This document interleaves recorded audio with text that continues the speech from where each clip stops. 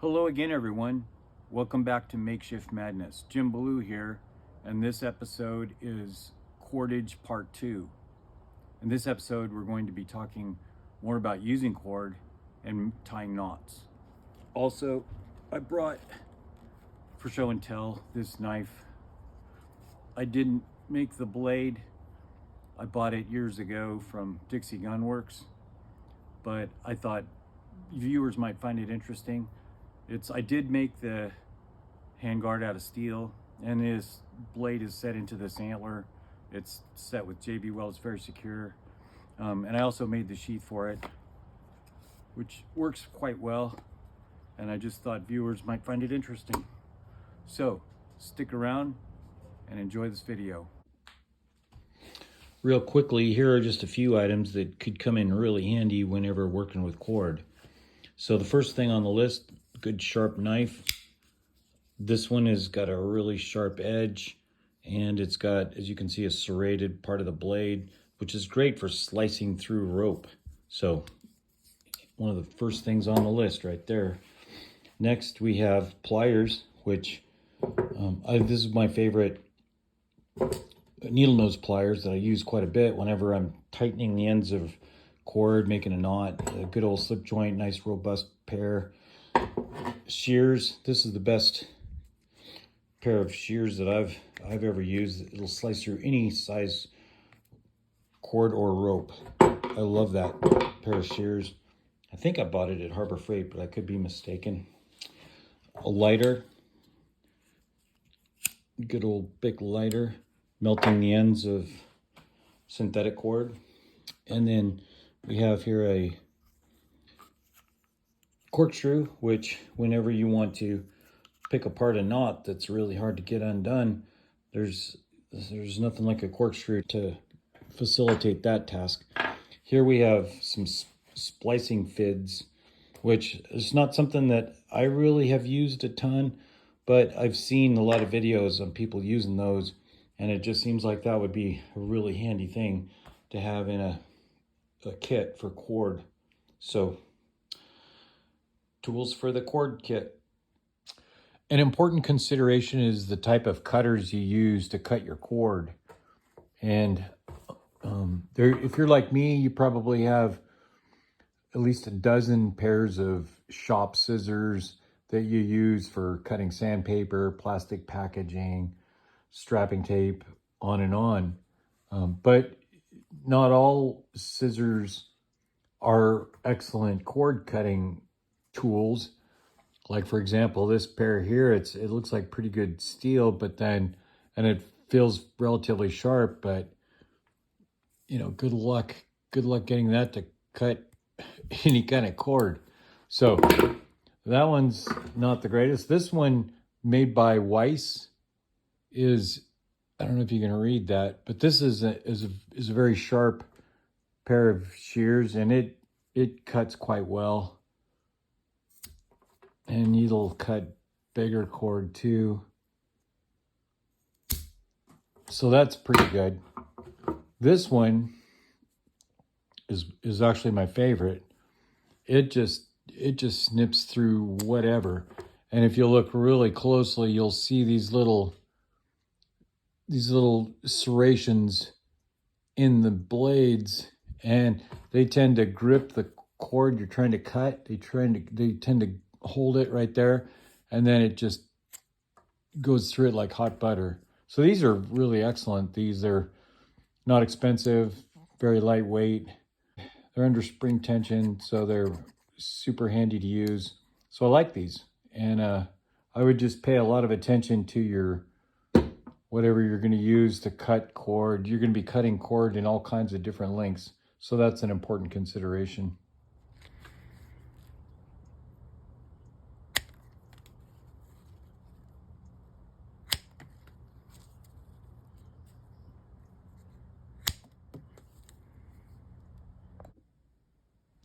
Two more items you may want to consider adding to your cord processing kit are a small roll of duct tape and a chunk of beeswax, in this case a small beeswax candle. The duct tape could come in really handy for making a quick whipping, especially where you want to cut the rope and you want to mitigate unraveling at that point. The beeswax could come in handy for waxing your natural fiber cord, which would make it smoother, helps maintain the cord, and it might even give it some water resistance. And finally, you might want to get a durable little drawstring bag to store your cord processing kit in, like this neat little bag from Brown's Bushcraft, which also has a neat little hanging loop. I'm on a camping trip in Priest Lake, Idaho, and I found some dog bane. There's tons of dog bane around here, and so I just started experimenting with twisting the cord. I explained in a previous video that dog bane is a good natural fiber plant for twisting cord, and so I made some thread-sized cord here, and it's got an amazing amount of tensile strength. This little super thin cord, and so I've just been playing around with it. We learned how to do this 2-ply twist in the first video, and as you might remember, it's extremely simple to do, and this is using dog bane fibers. Identification of dog bane is very simple. These leaves are easy to identify.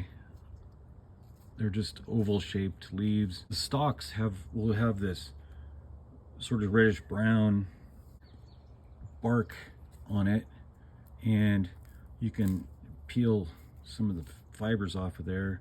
If you run into a knot, that'll be a weak point, but you can, this particular dog bane I collected early in the season, so it's not quite matured enough, but it still works. Just a plain old fiber untwisted. It takes a lot of force to break it. As you can see, super tough stuff. And again, to identify it, there'll be these little bell-shaped flowers, and it's got a milky substance when you cut it fresh. Right there, a milky substance will come out. This is dried out. It's easy to identify by the 2-pronged seed pods. And we can use strips from the dog bane plant without even twisting it into cord to secure a arrow shaft to an arrowhead. We'll just use our whipping knot. I ended up using several strands of that dog bane, but it's on there pretty well.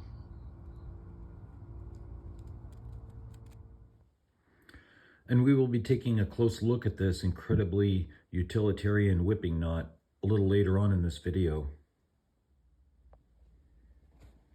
Rope, as well as many types of smaller cordage, is available in 2 different basic configurations, either twisted like the rope on the left, or braided. Braided rope is typically an outer sheath of smaller cords braided into a tube that encompasses some type of filler comprised of a different material called the core. Braided rope tends to be more pliable and easier to tie knots with than twisted rope, and it feels smoother to work with. It also tends to be more expensive and generally not as well suited for conventional splicing. With both types having same diameter and constructed of the same type of material, I believe most would agree that twisted rope tends to be stronger and more durable than braided rope, although twisted rope will tend to unravel faster from an unwrapped or unwhipped cut end. Here we're looking at a rough illustration of the anatomy of twisted rope to show how it's comprised. So we have our twisted rope, which is comprised of strands, and the strands are comprised of what's called yarns, and the yarns are comprised of fibers. It is true that there have been seemingly endless different kinds of knots developed and used for a wide range of different purposes, plus an enormous amount of available reference materials on the topic. This could seem confusing to some. My goal with this video is to help viewers sort it all out. To add to the complexity of the topic, quite often different names for the same knots will be encountered, or even different variations of certain knots known by the same names. Additionally, I've noticed some degree of recurrence or commonality among various different knots, where in some cases a particular knot will resemble or actually form part of another knot having an entirely different special purpose. Even though I'm a firm believer that the more we can learn about useful subjects, the better, I also don't see much benefit in trying to memorize 100 different knots, at least for most of us. I personally know how to form and use only a handful of very useful knots, and I can accomplish quite a bit with just those. It might be helpful for us to categorize these into groups according to their function, because having a vast repertoire of different knots won't do us much good if we forget to use the most suitable ones when they're needed. I normally categorize them into 5 basic general functions. We have our hitches for attaching rope to other objects, bends for joining ropes, jamming and stopper knots for creating blockages with the rope, lashings for binding or lashing various things or various parts of things together, and what I think of as loop knots, which include the fixed loops, the nooses, the constrictor knots, and the slip knots. There are other special purpose knots, such as the sheep shank, for shortening sections of rope or for bypassing weak sections in the rope. And there are seemingly endless decorative knots, plus a plethora of specialty purpose knots for fishing, camping, sewing, braiding, rock climbing, sailing, and so on. The sheep shank is easily formed by starting with a zigzag like a Z, and then you would put a loop on each end, and you would feed the ends through, and then so it sort of trapped the ends of the Z like so. And it's a great knot for shortening rope, or if you need to bypass like a middle part that's weak. My only problem with the sheep shank is it's good while it's in tension, and you could have this part weak or cut, and you can secure the rope will hold. But when you have slack in the rope, then it can come apart real easy.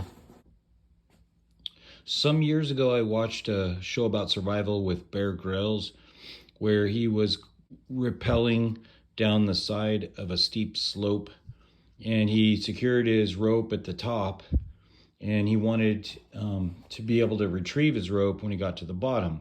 So in his case, what he did was he secured it firmly at the top with whatever knot he used, I don't remember, but he created a sheep shank, and he cut the rope that doesn't have the tension. And when he got to the bottom, he was able to shake the rope and take his rope with him. I can't imagine trusting my life on that kind of a situation. The sheep shank, like I said, is good in tension, and when there's slack, it just comes apart. Well, I guess I started getting ahead of myself a little bit, but here shortly, when I get to showing how to form the knots I use for everything I do with cord, I'll do my best to keep it simple, and my knot selection will be based on utilitarian function and versatility. I've given this a good bit of thought, and I believe that if I had to go the rest of my life limited to just a dozen knots, I would choose the overhand knot, the square knot, the bowline and bowline on a bite, the hangman's knot, the sheep bend and double sheep bend, the timber hitch, the taut line hitch, the whipping knot, the alpine butterfly knot, the clove hitch, the Prusik knot, and the trucker's hitch. So that we're all on the same page while I'm throwing around cord and knot related words, this is what is known as a bight in the cord. When the parts of rope cross each other like this, we call this a loop. And when we have a loop like this, if we carry the running end around further like this, we call that a round turn. There is, in fact, a popular and very effective knot known as a round turn and 2 half hitches, which serves as a useful hitch. 2 different specific types of turns encountered whenever discussing lashings are wrapping turns and frapping turns. Wrapping is winding the rope around poles or whatever you're lashing together, such as while creating a tripod, for example. That would be these. Frapping is winding the rope around itself, usually in between the poles of the tripod or whatever is being lashed together. The working end is commonly called the running end, and then the long end, or wherever the source of the cord, is typically called the standing end. To dress a knot means to cinch everything down and tidy it up. This not only makes it look better and look like it's supposed to look and easier to identify, but it generally also tends to make it more compact, allows it to bear a load more uniformly, and makes it easier to untie when it's no longer needed.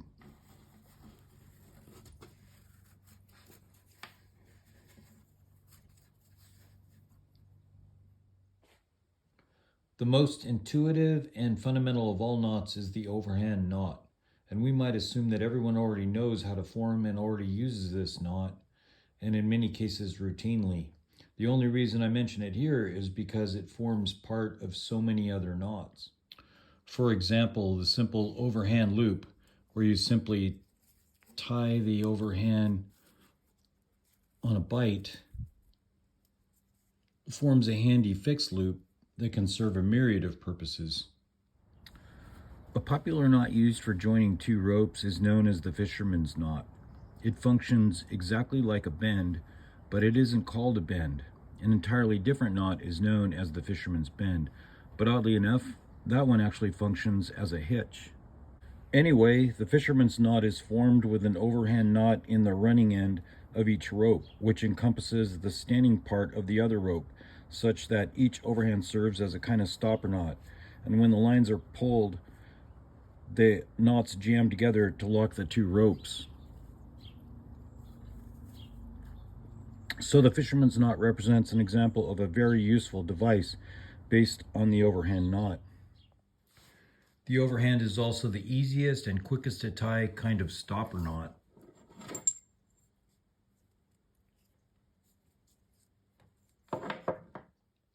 A rope handle for a box.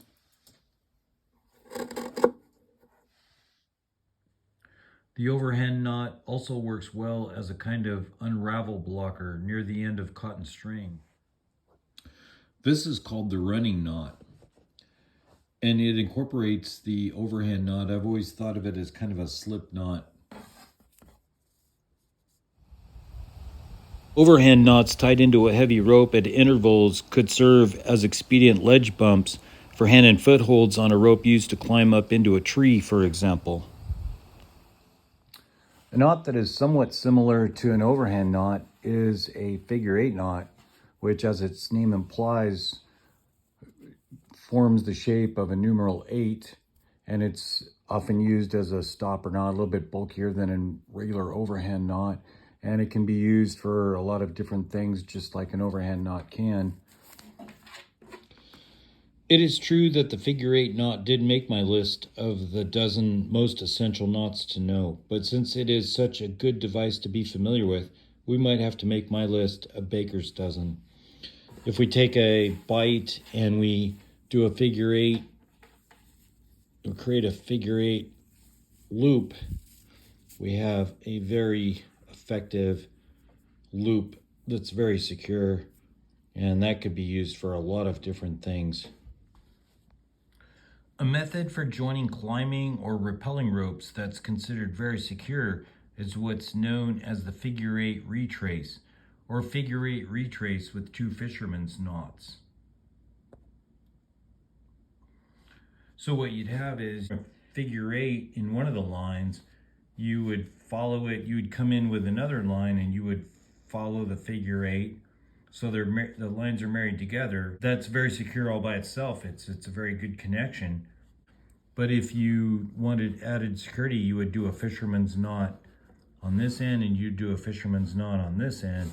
And so with a fisherman's knot on each end, you have a very secure connection of those ropes.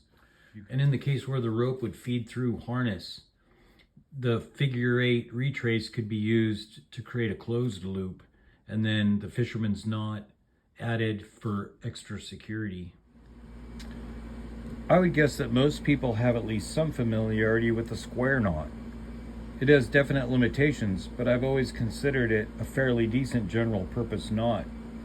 It was one of maybe only 3 knots I knew how to tie all the time I was growing up, and I used it as a kind of default go-to knot for plenty of applications it isn't really very well suited for. It seems logical that it's called a square knot because, formed correctly, it appears very symmetrical. It's actually an interlocking of the bites in the running ends of 2 ropes.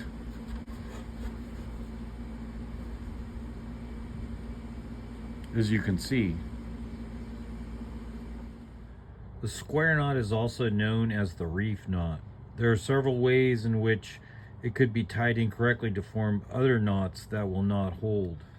If while tying it, the running end of each line doesn't exit the other line's bite with its own standing part, the resulting knot is called a granny knot, and it will not hold. A granny knot is easy to spot because it doesn't look at all even or symmetrical. The other incorrect version of the square knot is known as the thief knot.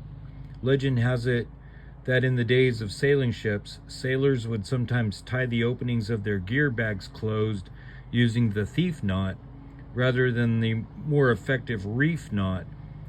And if anyone got into the bag while they were above deck, the natural tendency would be to retie the opening closed using the correct reef or square knot. And this would be easily detected by the owner of the bag upon returning to his bunk. At first glance, the thief knot could easily be mistaken for the square knot until we notice that the running ends of both lines are on opposite sides.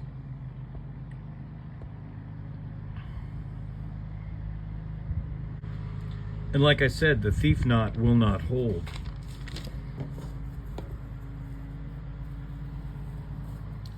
It's easy to remember how to tie the square knot by just remembering right over left and then left over right,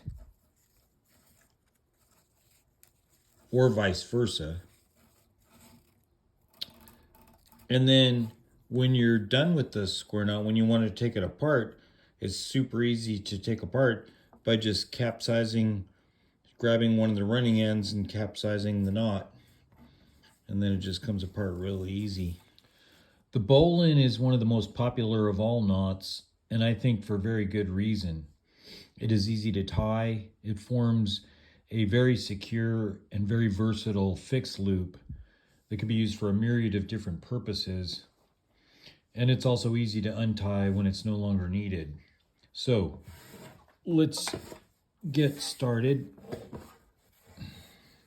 So the way I was taught to tie the bowline knot is first you want plenty of running end to work with. And then we'll call this the standing end and this will be the running end. So we'll form a loop right over left, and we think of this as like a hole in the ground. And then our running end, we're going to think of that as an animal like a squirrel. So the squirrel comes up out of the hole, he runs around behind the pole or the tree, and then he runs back down the hole. And that's all there is to the bowline. Dress it up, and there it is. Like I said, it's easy to untie. So again, One more time, we'll form a loop right over left. Squirrel comes up out of the hole, runs around behind the pole, back down the hole. And there you have the bowline knot. The bowline on a bite is a very useful variation of the bowline knot. As you can see, it provides two fixed loops. So if you needed to hoist something, the load could be distributed more evenly with two different loops. Tying it is quite a bit different than it is with the regular bowline knot. What you want is you want a fairly long bite to work with. So what we do is we do our loop right over left, just like we did with the regular bowline, and we are using the bite. And in this case, the running end of the bite comes up through the hole, and instead of going around behind the pole like with the regular bowline knot, it comes down in front, and then this part of the bite, it goes around that and wraps around behind it. And so that's how it forms. And so as you can see, you've got double lines going here and here, but you just have a single line wrapping around the standing part of the bite. A long bite to work with, make our loop, feed the end of our bite through and then down in front, and it swallows this part of the bite, and then this part just wraps up around the standing part, and there you have the bowline on a bite. In my own experience, the hangman's knot, sometimes referred to as the hangman's noose, is a very useful and versatile device. Years ago, when my son was in Cub Scouts, I noticed that this particular knot wasn't taught to scouts, and it wasn't shown in the Boy Scout handbook. I asked the scoutmaster why, and he explained that the scouting organization didn't want young, impressionable minds learning or focusing on something as sinister as the executioner's noose. Whether this is actually true or not, I guess it does kind of make sense. Nevertheless, the hangman's knot is definitely one of my all-time favorite knots. It creates a constricting noose that, unlike a regular slip knot, tends to hold its constricted state until it is manually loosened.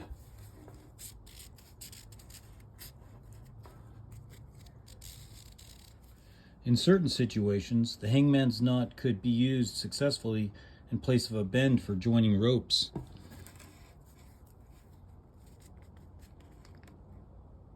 Or in place of a hitch for attaching to other objects. It could be used as a constrictor noose to close the opening of a bag.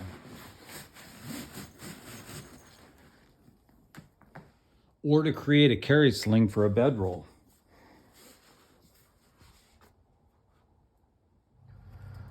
Now let's say you want to build a tent-like shelter in the woods and you don't have a nylon tarp or a canvas tarp with you that has holes and grommets to tie into for your guidelines, but you do have maybe a sheet of Mylar or Visqueen or some kind of plastic trash bag.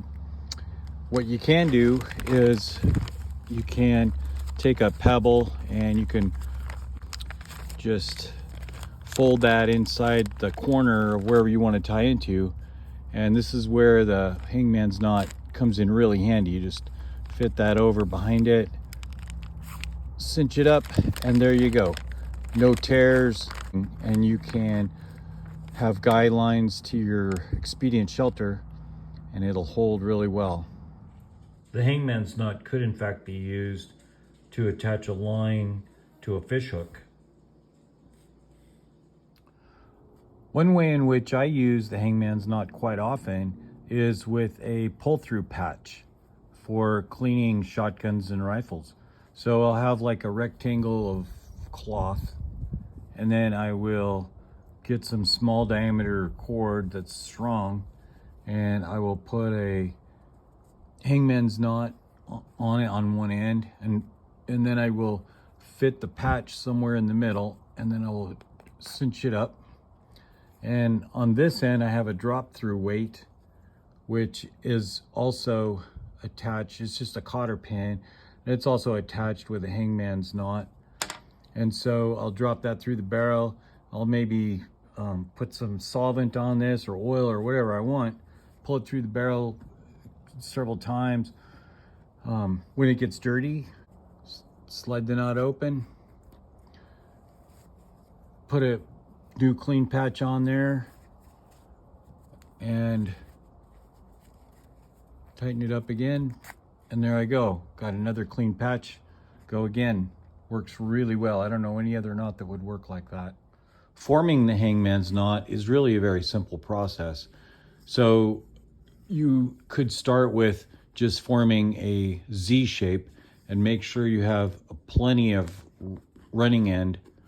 And so you think of this as like a loop, and then you fold this back over, and then so now you have basically two loops, but the one on the right is the one that's going to end up being your loop.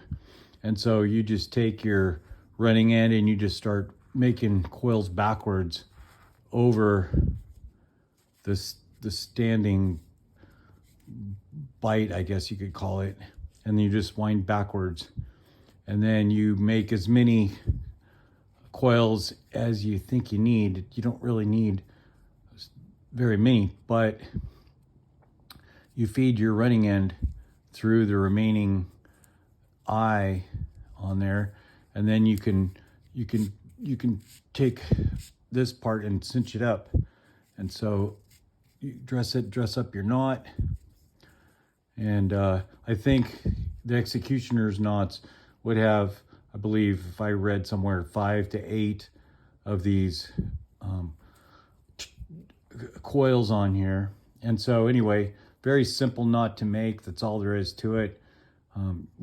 When you're done, you can just, if you have an open loop here that's not connected to anything, you could just, you want to get rid of the knot, you just all comes out. Very, very easy. So again, here's another variation. So we do our Z shape or zigzag, whatever you want to call it. Give us plenty of running to work with. And then we just start winding around backwards. We'll only go, I don't know, four times if we want, maybe 5. Now what we could do if we want is, if we want a quick release, we could, instead of just putting the running end through there, we could jam a bite through there. Now when we tighten it all up, now what we have is we have a quick release. So now we have our hangman's knot, which will cinch up nice and firm. But we want to undo the knot in a hurry. We grab this little tail right here and we just pull it, and just the whole thing comes apart. So that's one way to do it. And I noticed in the Brandon Nelson's 1-minute video where he's talking about the trucker's hitch. It's an excellent video. That's how I learned how to do the trucker's hitch, was from his video. And his video is just excellent. But I noticed he shows 2 knots in that video. He shows one that he calls a GE knot, and he used it as a hitch on the far end. So he made his loop over the far end of his trailer he was connecting to, and then he only made a couple turns backwards, and then he did his quick release loop, and that's how he did it. So his knot was holding, oops, that came through, but his knot was holding the far end secure. And then when he wanted to undo his rope that held down his load, he would just grab the tail, boom, comes apart. So it's basically the same knot, just maybe not quite as many turns as you'd normally have with a hangman's knot. But the hangman's knot, extremely useful device. The best knot for joining the ends of ropes of different diameters is known as the sheet bend. The sheet bend is easily formed by making a bite in the larger diameter rope, then feeding the running end of the smaller diameter cord up through this bite and wrapping it around behind it and then under itself.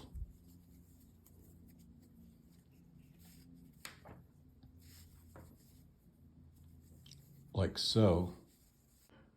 If instead of running the smaller cord under itself, you were to send it back down through the bite of the larger rope, you would end up with either a square knot or a thief knot, depending on which side of the smaller cord's running end entered the larger cord's bite.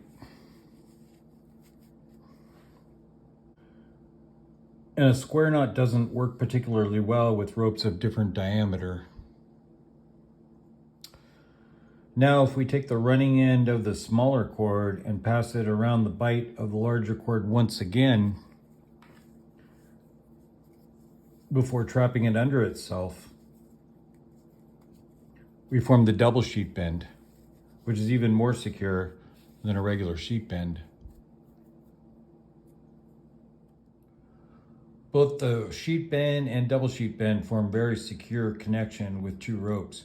But if we wanted a more permanent connection, we could seize the running ends to their own standing parts.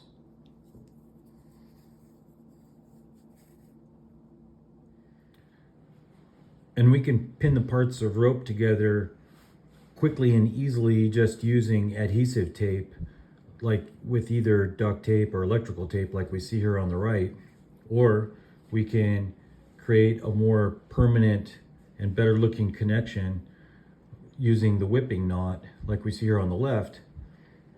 In this case, I used number 12 bank line and just a tight whipping.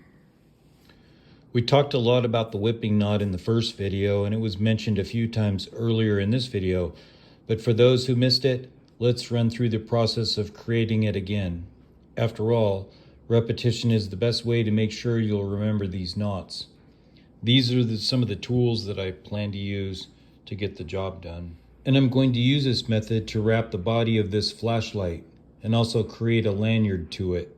Here I have a very long bite to work with, and I want that because I want to create a lanyard on the end when I'm done. So lay the bite along the body of the flashlight. It might have helped actually to put a layer of tape underneath to help hold the cord in place, but I think we'll make this work.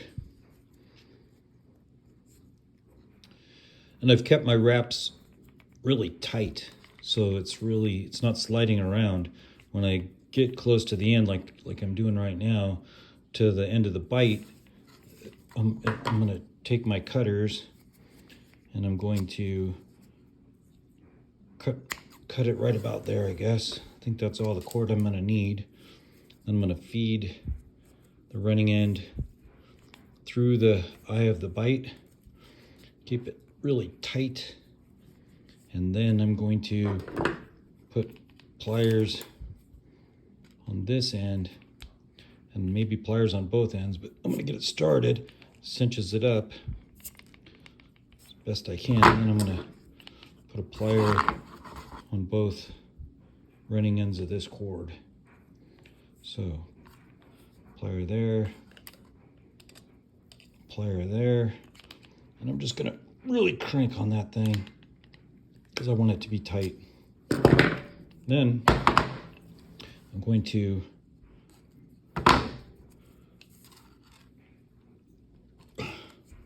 see it's supposed to kind of draw it underneath the wraps, and so it sort of does. Good enough for our purposes. And then I'm just going to trim it off right there, close to the last wrap. I'm going to melt that part so it doesn't fray. That ought to be good enough. Then on this end, I'm going to use this for my lanyard. So on here, I'm just going to do maybe a figure 8 loop. and there you go. Makes a good handle, comfortable handle. And also you have a supply of cord with the flashlight. And dress that knot a little bit.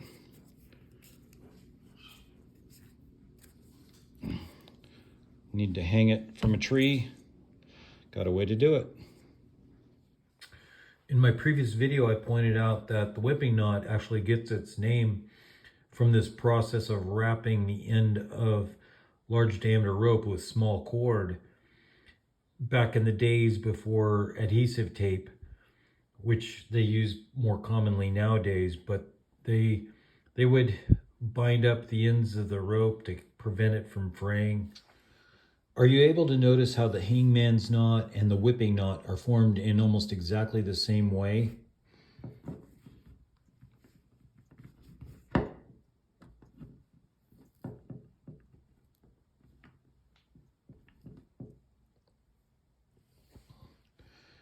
Even though these two interlacements serve very different functions, there are unmistakable similarities between them.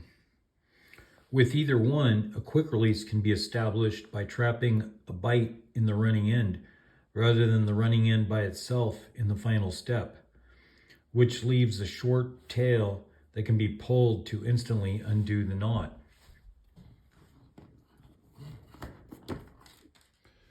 Where I found this little trick especially useful is with wrapping line onto a spool that requires quick accessibility. Like this little dowel I converted into a spool for keeping multiple small diameter cords ready to use.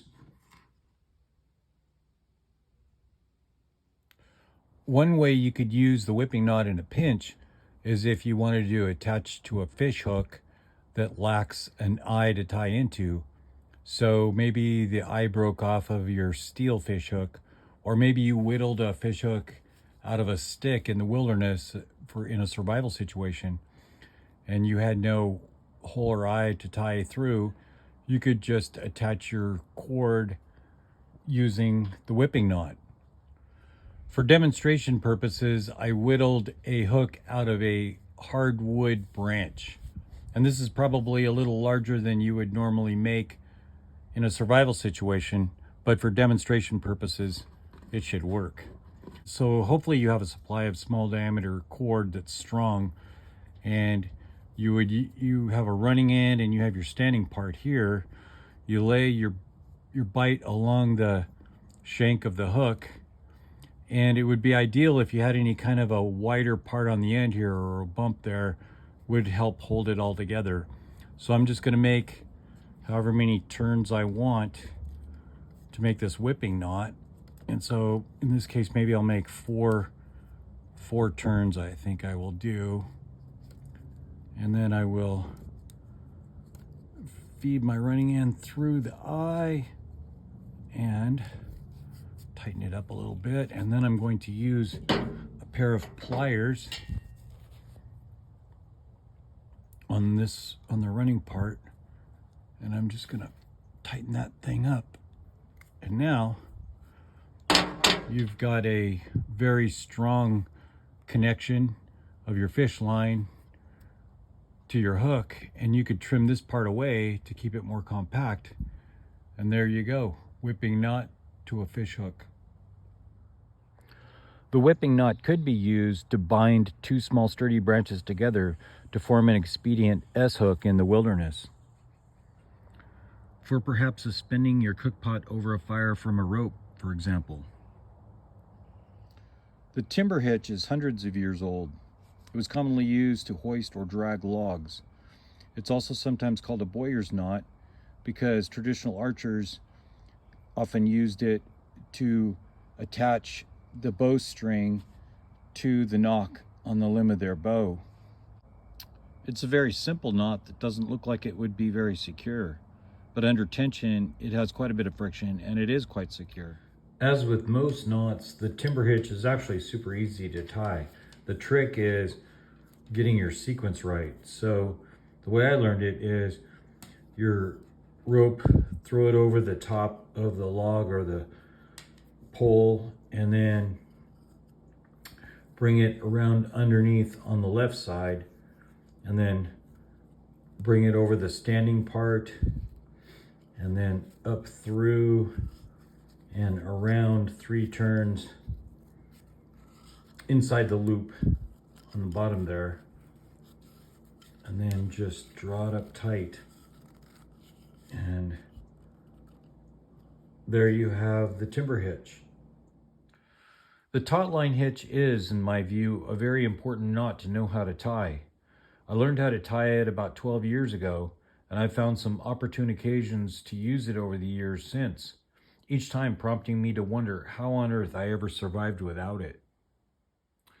The taut line hitch is a tensioner knot, so you could pull it tight to get more tension on the line, or you could slide it forward to have more slack in the line. I also noticed that the easiest way to tighten the tension on the line using the taut line hitch is to use both hands, and to, with your left hand, hold the knot, and with your right hand actually feed the line toward the anchor point, and then just pull the knot up to increase the tension. I found a number of different books and videos showing how to tie the taut line hitch. Often they'll show it tying upside down or from a different angle, and it can be kind of confusing. The one that was easiest for me to learn how to tie and to remember this, it was this sequence from the 1990 edition of the Boy Scout Handbook. So here we see a loop formed. So this is a loop. We have our running end coming down on the left side around behind the standing part, and given more length on the running, we see a turn is made around the standing part on the inside of the loop. So here we have 2 turns on the inside of the loop, and then the running end is brought down around in front of the standing part, and a full turn is made where the running end comes out right here, and then the knot is dressed up and usable in this step here. So this is my favorite way to tie the taut line hitch. So let's go ahead and give it a try. We'll start off forming a loop, and this loop could be secured around a tree or to a tent stake, whatever you need. And we will do like in the instructions. We will come around with our running end on the left side, and we will make 2 turns inside the loop, and then we will bring our running end down and around in front, and then pass our end through like this. And what I found with the taut line hitch is that it's fairly awkward to dress it, but we want it snugged up as best we can. It's an adjustable knot. We can adjust the tension, and that's what's great about the taut line hitch. The alpine butterfly knot forms a fixed loop in the middle of a line. This is a knot that I learned about only fairly recently from watching a video by DJ on the Bare Essentials channel. And this knot could serve multiple purposes. It could serve as a loop to hang tools like hatchets or hammers. It could serve as a way to bypass a weak spot in the rope, much like a sheep shank, except this knot won't come apart with slack in the line. It could be used to shorten the working length of the rope, if that were needed. It might also form a grab handle in a rope railing. I noticed that the Bare Essentials YouTube channel dedicates at least 2 different videos to the alpine butterfly knot, and 2 different methods for tying it are actually shown. DJ calls it the under over under knot, and so what he shows is making 3 turns around your hand with the running ends in opposite directions. And then so he says you just reach under to grab the middle part of the rope, pull a little slack, go over the back and pull it under the whole thing, and then grab these last two parts, pull it tight, and then that's how he shows the alpine butterfly knot in that video. Also, he describes more possible uses for this knot than I listed earlier. So I would just recommend checking out his video on YouTube. It's the Bear Essentials, spelled B-E-A-R. The clove hitch is a common mooring knot. It is not the most secure hitch, but it will hold fairly well for a temporary mooring. And it is easy to tie and easy to untie. The clove hitch could be used as a kind of constrictor knot. This little canvas bag already has its own drawstring to close the mouth, but let's say that it didn't and you wanted to secure the opening. You could use a clove hitch.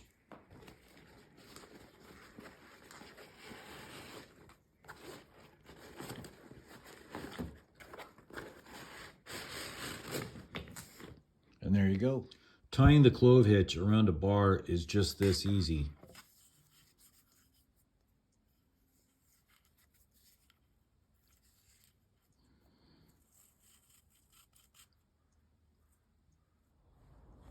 Now, if you want to use the clove hitch to moor to a vertical post that you can throw over the top, you start by just making a loop right over left or counterclockwise, and then you would just make another one exactly the same way, counterclockwise. So you have two loops. You put your second loop behind your first loop, you throw it over your post, cinch it up, and there you have your clove hitch.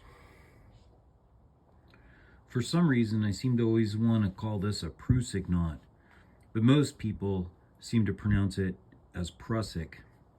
Either way, it makes a handy handhold on a main line, and it's a movable handhold, so you can slide it around, and then when you have sideways pressure, it tightens up and it'll hold. Tying the Prusik is very simple. First, you would create a fixed loop of some sort, and in this case I have just an overhand knot, and then you would just take this like this, drop this down through, and at this point you would have what's called a cow hitch. And then if you take it around one more time through the opening and you firm it up, now you've got your Prusik knot. Like I said, move it around, grab it, it's a firm handhold. I was quite a while trying to figure out how to tie the trucker's hitch just from the instructions and books that I had available, and it didn't seem to make sense. It just didn't click. And then I watched this video, Learn in 1 Minute, with Brandon Nelson, and he makes a very clear video of how to do this knot. And so I recommend his video, and that's how I learned how to do the trucker's hitch. And I don't believe I will ever forget it now that I've watched his video. So what we'll do here is we'll try to simulate to the best extent we can what he did. I'm using a cooler to simulate the load in the back of a pickup or a trailer, and I'm using paracord to tie down the load. And so the first thing he does is he ties to the anchor point at the far end, and so down there I have it tied to an anchor point with a hitch, and then come over the top of the load nice and firm. And then here we have a rail or whatever we want to secure to. So what he does is he explains to grab close to the top of the load, twist a loop. So it's actually twisting a loop, and just like that. And then he twists 3 times. I'm only going to do it 2 times. I noticed a lot of illustrations and things show just twisting once, but he does it 3 times. And then what he does is he's got this loop, and he grabs the standing part of his cord through this loop, and he forms another loop. And he says this loop acts as like a pulley. So he goes around his rail that he's going to use to secure to, and he feeds his line through this simulated pulley, and then he just cranks it nice and tight. That's what we're going to do. And then he pinches right here, and then with a half hitch and a bite for a quick release, he secures this in place. And then when that's nice and tight, then he goes over the top with another half hitch to lock it. He calls it a locking. So now he's got his trucker's hitch. And so to take it apart, he unties the locking knot, and then he pulls this cord to release that, and then he pulls this, and it comes apart. So that's the trucker's hitch. Well, that concludes this episode of Makeshift Madness. Until next time, stay creative.